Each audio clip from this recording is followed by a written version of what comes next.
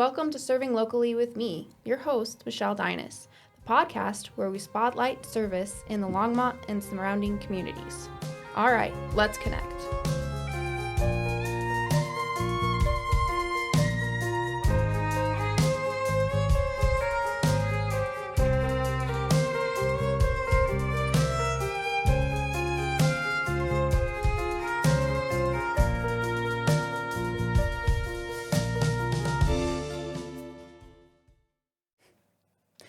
Hi, welcome to this week's episode of Serving Locally with me, your host, Michelle. As you have noticed, my hair is a different length. I got a whole bunch of it cut off and donated to Children with Hair Loss a couple weeks ago. So this is the new look for the new year. Since I am now Mrs. Longmont 2024, I will get new banners and stuff. But I'm looking forward to serving again this year and seeing where that goes and continuing the podcast.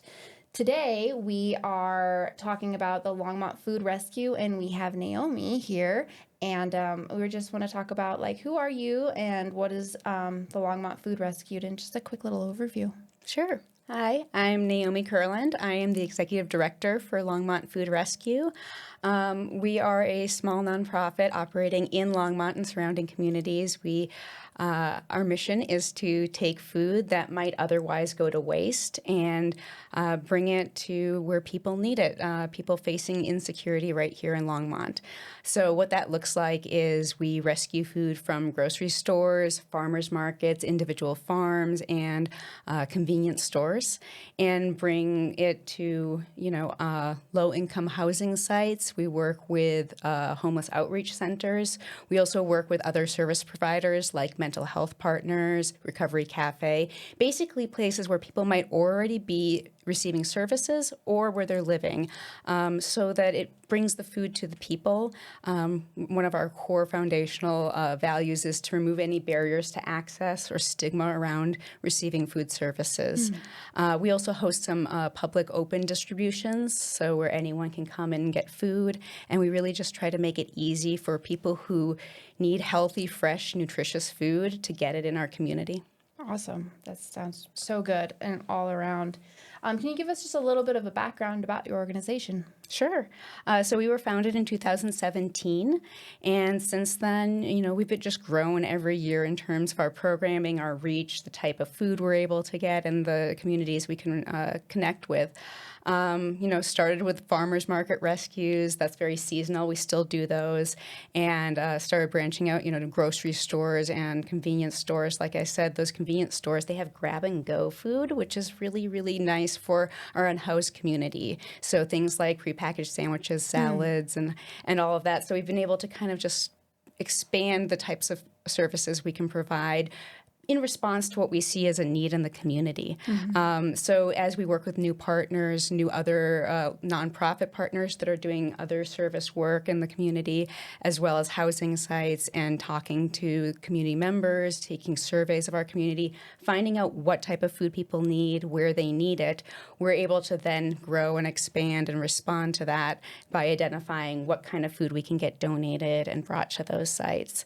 And I was brought in actually spring of 2020. I was hired, so it happened to be my first week was the week that everything locked down. So we changed our service model a lot that year. We just saw a huge need increase. People who had never received services before or not in a while all of a sudden needed it, in addition to the existing need that we were seeing in our community.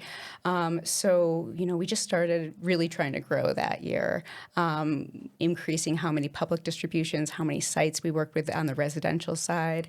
And since then, even as we've come back to in-person hangouts and work and all of that, we've seen the long-term need. And so, kind of the trajectory since 2017 has been this slow, steady growth, but really from 2020 on, it kind of exploded in response to what we were seeing in the community. Right. So, we continue to grow and try new programs. We've got a new program called Longmont Community Fridges that was launched last year, and that's to just even more try to bring food into the community, create hubs for people who might be working multiple jobs, have kids, childcare, all sorts of things that can overlap with most service hours for food pantries and food banks. Right. And so how are you going to try to fit that in your day if they're just open, Monday through Friday during work hours, Exactly. right? Work and school hours. Exactly. So to have a lot of our services, we try to focus on weekends, off hours, and now with these fridges, they're the first 24/7 accessible food access hubs in Longmont. So at any time, someone could drop by and see if there's food in the fridge and pantry. That's amazing. Yeah, it's just, okay, now what? Oh, what are we doing for dinner? Let's just go to the fridge and find out if there's something there. So that's incredible. Is there any sign up or anything for that, or is that just kind of open? That is totally open. And so, like I said earlier, one of our foundational goals is to really, any barriers to access, any red tape, any paperwork, we try to get rid of that, because we figure if people are trying to find food resources in our community, they probably need it. It's not something that we need to gatekeep or need to make harder to get. And so these fridges, they're like the little free libraries, right? I was just going to say that. Yeah. So, it's not about, anyone needing to fill something out or get access to them. And that's why we try to place them in places that are accessible 24 hours a day, outdoors, at different hubs. One's at a hospital, Longmont United Hospital. One is at Agape Safe Haven, which is a homeless outreach program. And one is at a church, Heart of Longmont Church. And so we're going to continue to grow this program. It's just under a year old right now. Right. So we've got 3 sites so far and looking to expand. But we're looking at places, like I said, where people might already be getting a service, stopping through, and could use those fresh food resources. Sometimes it's hard to ask for more. And sometimes it's hard to say, hey, I need help this week with groceries. So that tears down that barrier also. Yeah, the of internal just stigma that feeling. guilt or that whatever feeling that they might be having. So that's incredible. That's an incredible idea. I love that. Thank you. Yeah, that can be a really big barrier, especially if it's like, maybe you haven't sought food services before, or you have and it didn't work out well, or you didn't qualify, or something about barely qualify. Yeah, or filling out the paperwork. You kind of stopped halfway through and felt some sort of internal barrier there. This is just saying, the food is there. Come get it if you need it. We all need to eat. Yeah, and especially with the fridges, there's not even anyone there. We maintain them. We check in on food quality. We check on if things need to be cleaned out, if there's fridge maintenance. So we do have volunteers that come by to check in on the fridges during the week. But otherwise, they're just open community resources. That's incredible. Absolutely incredible. So what is your focus at the Longmont Food Rescue? My personal focus or a general focus? Yes. Both. So as executive director, I am really about program development and finding these opportunities, making these relationships, the connections. I really love finding affiliated organizations that where we can, become more valuable than the sum of our parts, have a greater impact because we're working together. Oh, you're speaking to my heart. That's exactly what this is about. Yeah, so I really kind of trying to foster relationships, not just with food donors and the recipient sites, but other nonprofits who are doing similar work. So we're not reinventing the wheel or overlapping services. We're working together to increase services. We work for the Community Fridge Program. That is actually a collaboration with Uproot Colorado, and they are a nonprofit that does gleaning. So that means they go to farms, and there's a practice where farms will grow more than what they're going to sell because you might have blights. You want to just have extra. There might be food that just won't sell on the shelf or whatever. Pretty enough. Exactly. It's ugly. And so stuff gets left in the fields that won't get harvested. And so Uproot comes, they pick what won't get harvested or pick up that kind of excess that has been harvested but can't go to market. And then they bring it to organizations like ours that get it out into the community. And so this fridge program was a collaboration with them because especially during harvest season, there's an excess, which is wonderful, but we want to make sure that it can get out to people. And if there's not an open food bank or there's not a distribution happening that day, we wanted to have cold storage that's accessible to the community whenever they need it. And so that came out of that partnership. So that's just one example of a collaboration where we're able to do more because we're working with others. So that's one of the things I personally in my job get very passionate about is being able to reach more people with these community partners. That's fantastic. So what's the organization focus? The organization focus. So I would say that Longmont Food Rescues, our focus is twofold. It is reducing food waste and feeding people. So it's hunger relief, and it's also looking at the fact that we have such a bounty. We have more food So incredibly blessed than what that we don't even understand. can sell and consume on a Right. commercial level. So like I mentioned with Uproot in the fields, that's one area, just at the point of creation. And then all through the chain of distribution, transport, there can be waste along the way, all the way up until the consumer gets it at the store, and then, food waste that you don't actually eat what you buy. So there's this whole chain of where food waste can happen.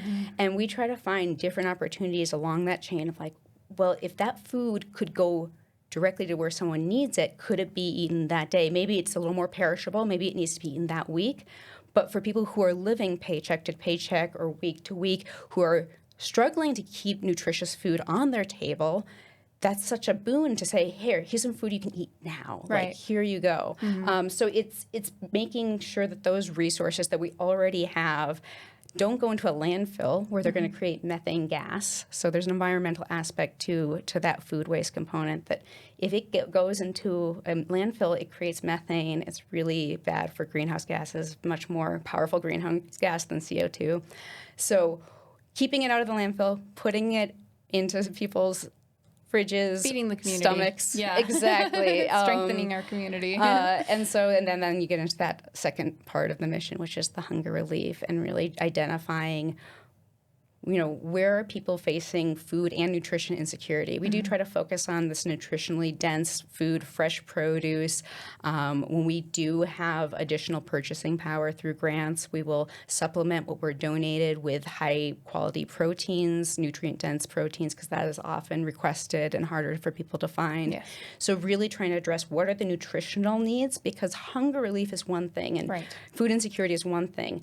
But then you can fill. yeah, you with can a lot. fill with a lot, but it can not- be, kind of empty food that isn't supporting the health of people who need that health support the most oftentimes, who are already maybe challenged with health concerns. We work with a lot of senior living centers, apartment complexes, low-income people who are living on a fixed income, and they might already be dealing with disability, other sorts of illness and aging, where they really need that nutritionally dense food. They really need food that's going to support their health so they can live their fullest lives. Right. And so we do try to prioritize that when we have a donation that maybe we couldn't completely get out into the community or fill a car or fill a vehicle, and we're like, okay, we're going to run out of room. We're going to always prioritize what's fresh, what's healthy, what's nutritious, what's, going to really supplement, as opposed to, some things that might be cheaper but less nutritious. Right. Just filler. Yeah. Now I have I'm all about nutrition. So who are you trying to reach with your organization? So with our programs, we really are looking at where the need is in the community. And like I said, there is some partnerships that are more residential, finding low-income housing sites. We work with Longmont Housing Authority to identify. We work with Elder Share Program to identify where are people seeking food resources, and we can bring it directly to where people live. We also work with the homeless outreach programs I mentioned, mental health partners, and Recovery Cafe. And then Youth Center, Longmont Youth Center, and YMCA Preschool to reach families and youth. And then with those public distributions, it's really inviting in anyone who feels that they are needing these resources and are having a hard time, if you're paying for housing and electricity, utilities, Fuel. childcare, fuel, Oh my gosh, all of the fuel. other Yes. things that oftentimes there's not a way to get free resources around or support. Yes. If it's a choice between keeping the lights on and putting food on the table, can we help you put food on the table? Those are the people we're trying to reach. We work with just a huge variety of people. As far as our volunteer side of things and who we reach there, anyone who's passionate about food, who's passionate about hunger relief, who cares about the environment. There's so many things about our organization that could appeal to a volunteer. Right. And so if any of what we do aligns with your passions, we would love to have you on board. Absolutely. What makes the work of the Longmont Food Rescue different than other similar serving organizations? The fridge thing, obviously, is a huge thing. That's fantastic. Yeah, that's a new program. And like I said, that was in response to the question or concern that would come up around the timing of when a lot of other service providers are open and in operation. And even when we bring food to where people live or when we do the public food distributions, those are still at set times, set days of the week. The main thing, though, that I think we do that is a little different from other organizations working Longmont is look at that removal of barrier to access. See, how can we make it easiest for people to get these resources and not have to fill out paperwork, not have to show proof of need or proof of residency or proof that you're somehow qualifying for these services. Because there is enough food to feed our whole community. There is food out there if we can get the resources together, can do the rescue, transportation, and distribution. Those are the bigger barriers than the actual resources. And so there's no benefit in trying to hold on and, like Hoard I said, gatekeep, to hold on to this because it's going to spoil if we do that. If it's The faster it's out, the more people come, the better it is. Yeah, if it's in a storage, if it's in a warehouse somewhere. And I think that the larger organizations, the ones that might have paperwork or other constraints, a lot of that is due to their funding models. Federal funding models often, almost always, require certain reporting metrics that require them to take data about who's receiving their services, to fill out paperwork to show that they are qualifying for benefits or that they are residents of Longmont,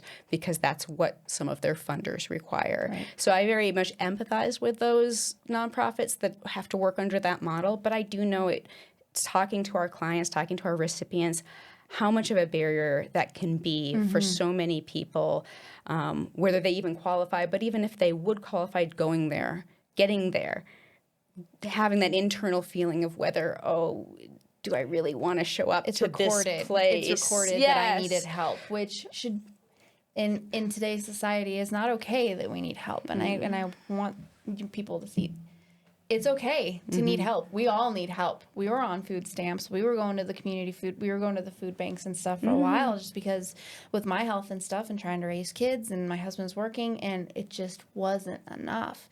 And and there is a bit of shame, and there shouldn't be. And so I want to bring to light that, just because you might need help, it's okay. It's okay to need help sometimes. And we shouldn't shame anybody else, and we shouldn't look down on that, and we want to help each other. And I think that's what makes a community strong, is that you want to help other people.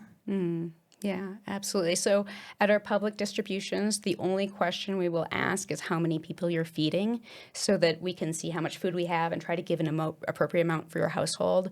We often have people picking up from multiple households because they're picking up for someone who can't drive, lots of folks who come from those senior residential sites where people are disabled, who might not have access to a vehicle, picking up for their neighbor. We see that a lot. So by not asking anything more than how many people they're trying to feed, that really opens doors to people feeling comfortable and empowers them too to be sharing the resources. It makes me so happy when I hear about our recipients who are bringing an extra bag for their neighbor and tell me a story about how, this, last week this totally fed our whole, apartment complex, basically, this got spread around. That's always just what we want to see, is this ongoing sharing of resources, this idea of it being a community resource, a community asset. And I think that sharing model, that kind of gifting model, is an abundance model. It's where you start seeing people sharing and then they want to share more. We've had so many people who came to us as recipients who then became volunteers, who got so excited about what we were doing and felt the impact of what we were doing and said, how can I get more involved? How can I help? And I think a lot of that is due to our model and how it is a little different in that we're just trying to get the food out into the community. That's awesome. That's fantastic. So what are the greatest needs that you guys face at Longmont Food Rescue? I think it's similar to probably most small nonprofits. So yes, the two greatest needs are volunteers and funding. Yes. We have an amazing active volunteer base. We are a very small nonprofit still. We have 2 part-time employees, myself included, currently. We're looking to expand, but building up resources for staff time takes funding. And so currently we're vast majority volunteer-run organization. We have a volunteer board who's very active and like between 45 and 50 really active volunteers on a monthly basis. But we can always use more support on the volunteer department. Absolutely. You know, if you wanted to get involved, we have food rescue opportunities. We also have those on-site distributions. So if you like working with the community or being there when people are accessing food, there's opportunities for that. Our fridges have volunteers that check on their maintenance. The farmers market shift is one that is just this time of year gets really busy. So we've got a lot of food at the farmers market that could be rescued. And so the more volunteers we have on a Saturday to help us pick that up, the better. And as far as the funding goes, I know that's just nonprofit world, right? You're always trying to get funding. Yeah. And for us, you know, our funding model is a mix of grants and foundation funding, but really the heart and soul of it is those local donations, those individual donors, because that's where you build relationships, you get that sustainable funding. You're not constantly applying for different grant cycles and hoping that this time they're going to fund you. It's the people see the value of what we're doing in the community and say, yeah, I want to invest in this program sticking around. Yeah.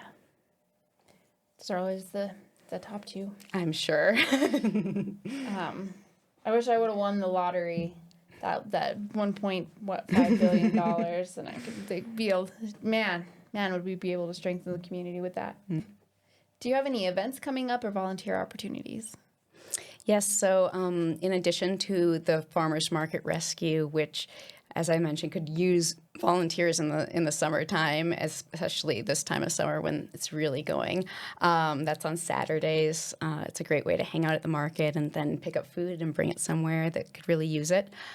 We also have pop-up produce distributions, and that is also in partnership with Uproot Colorado, where they glean at the farms and bring a lot of extra produce to the Longmont United Hospital parking lot, one of those hubs that has one of our fridges at it too.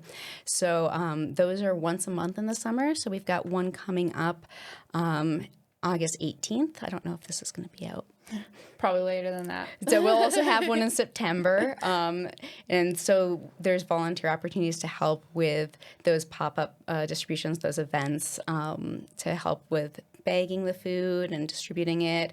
And then we just have ongoing volunteer opportunities for whether you like picking up food and bringing it, doing that rescue component, or whether you want to be part of these on-site distributions. Other volunteer opportunities, we do some events like fundraising events or, just kind of community events.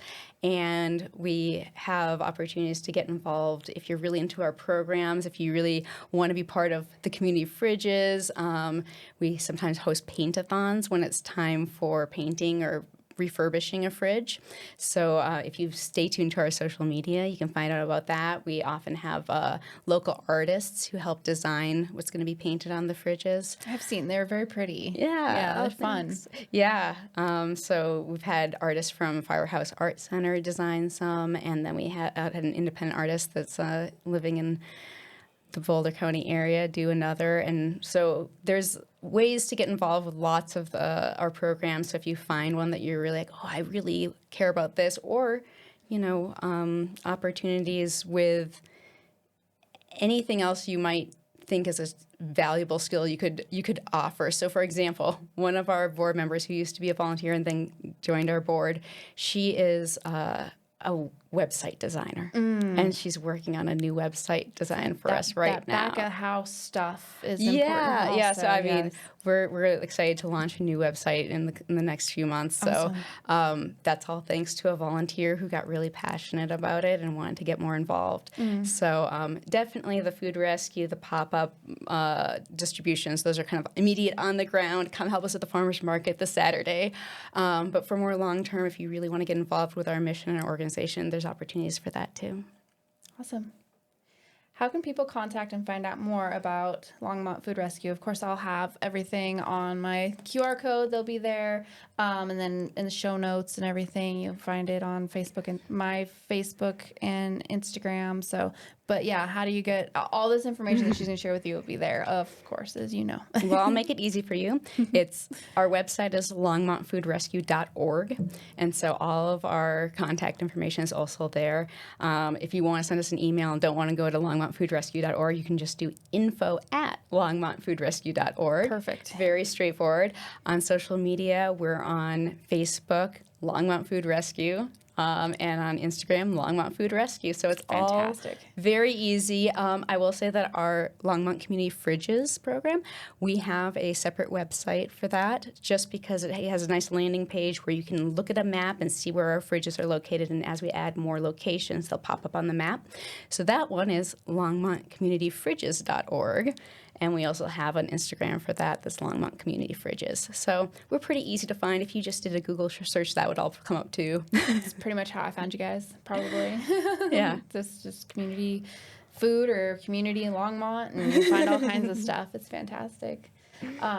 It's wonderful. Is there anything else you'd like to add to the conversation, maybe that I forgot, or you just feel passionate that you want to talk about for just a couple minutes? I am just really grateful for this opportunity. I'm so happy to get our message, our programs, our mission out to the greater Longmont community. We have noticed increased needs. So you would think that maybe 2020 was going to be the height of it, but actually, we've seen annual increase in people seeking our services. I believe we had 15% increase between 2021 and 2022 in people seeking our services. So that was just like the last 2 years. From that year to this year, we're seeing similar trends. So just helping get the word out, both about what we do, but then supporting what we do, whether that's volunteering, whether that's donating, however you can. If you have food resources that you want to donate, if you have time, if there's a connection that you think would be useful to us that we might not already have, we want to better serve the community. That's our overall, driving force is how can we get more food to where people need it? And that's how we approach all our program areas. Like, what can we do to make this easier for everyone and reach more people, have a greater impact? So if anything that I spoke about today resonates with you, inspires you, if you have an idea, if you're excited, please reach out. And we're also out at community events. We're not just at the farmers market every Saturday. You could come say hi to us. But we also are going to be at Art Walk on September 9th. We'll have a booth set up with Anima Arts working on that fridge program. So we'll be talking about the community fridges there. You come say hi to us. If you see us tabling ever, please connect, and please connect online. Find us, and share pictures. Yeah, absolutely. Yeah, reshare what we're doing. You never know what you sharing somebody else's picture, who's going to see that and then be like, oh, you know what? I know somebody that could use that, or maybe I could use that, or it just those seeds are planted, and that's a really good idea, or so. The more you share, and I know everything is share, and it's true though that couple of seconds in front of people, it spreads so much information and it can help so many people. And I'm so thankful that we finally got to connect to be on here, so that way I can put this out and hopefully connect more people to things that they need and things that they want to be involved with. So thank you so much for being on today. Thank you, Michelle. Thank you to my guests, my listeners, and my supporters. Serving together, we can strengthen our community. Please like and subscribe. Do all those other things. You got to do them. because that's the easiest way that you can serve right now. All right, now go, connect with others, and be a blessing.